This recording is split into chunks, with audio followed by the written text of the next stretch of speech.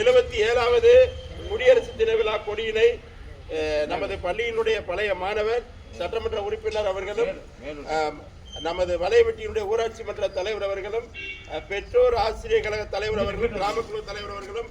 இந்த கொடியினை சிறப்பாக ஏற்றி தரும்படி உங்களுடைய சார்பாக அன்போடு கேட்டுக்கொள்கின்றேன்.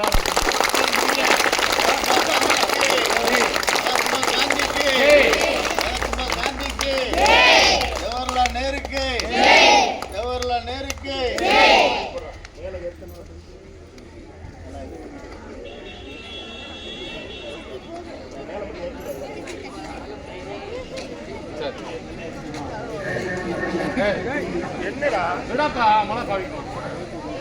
இல்லை கொஞ்சம் மேல சரி இருக்கட்டும்